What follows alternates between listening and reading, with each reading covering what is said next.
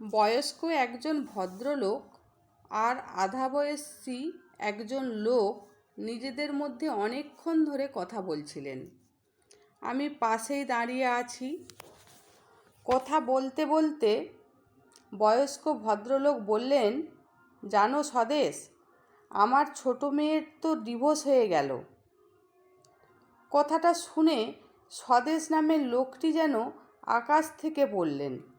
ভাবখানা এমন দেখতে শুরু করলেন যে পৃথিবীতে এমন ঘটনা আগে কখনো ঘটেনি।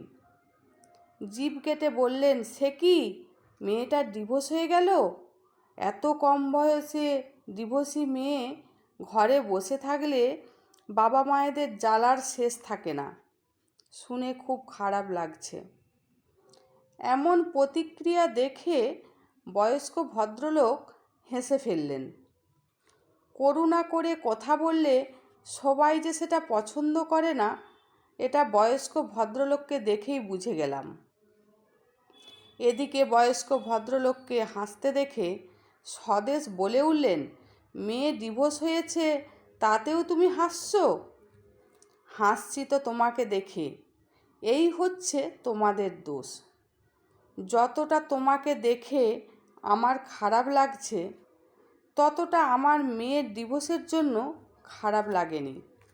ডিভোর্স হয়েছে তো কি হয়েছে তাতে? আমার মেয়ের মনে হয়েছে তার সাথে থাকতে পারবে না, তাই সে থাকেনি। তাতে তো আমার মেয়ে ভালো আছে। আমার মেয়ে ভালো আছে দেখে আমিও ভালো আছি। কিন্তু তোমাদের মতো মানুষগুলো ভালো থাকতে পারে না। আমার আবার ভালো থাকার না থাকার কি আছে? ডিভোর্স ব্যাপারটাই তো খারাপ। একটু মানিয়ে নিয়ে থাকতে পারতো তো।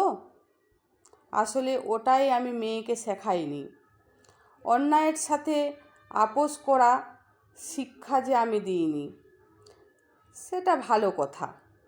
ডিভোর্স হয়ে গেলে আর কেউ বিয়ে করতে চাইবে? সারা জীবন পড়ে আছে মেয়েটার, ভবিষ্যৎটা তো তোমাদেরই ভাবতে হবে।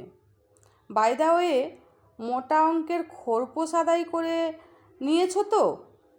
কথাটা শুনে বয়স্ক ভদ্রলোক হো হো করে হেসে উঠলেন। তারপর বললেন, খোরপোশ কেন? অন্যের দয়ায় বাঁচবে কেন? ওর মধ্যে শিক্ষা দীক্ষা যা আছে তাতে নিজেরটা নিজেই চালিয়ে নিতে পারবে। যার সাথে সংসারই করবে না, যার সাথে মনের মিলনটাই হলো না, তার থেকে টাকা নিয়ে বাকি জীবনটা কেন কাটাতে হবে?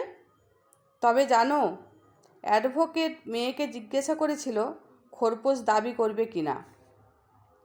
মেয়ে সঙ্গে সঙ্গেই বলেছিল, জীবনে যাকে রাখবই না তার কোনো কিছুই আমার সাথে থাকবে না।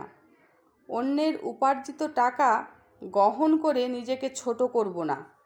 মাথা উঁচু করে বাঁচব, সম্মানের সাথে বাঁচব, তবু কারো দয়া দাক্ষিণ্যে নয়।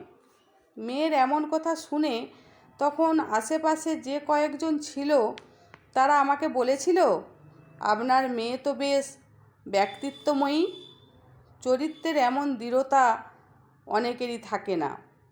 জানো স্বদেশ, ছোট থেকেই মেয়েকে শিখিয়েছি আমি যেমন নিজের মেরুদণ্ড ভেঙে কারো কাছে বিকিয়ে দিইনি, তুইও নিজেকে কখনো বিক্রি করবি না।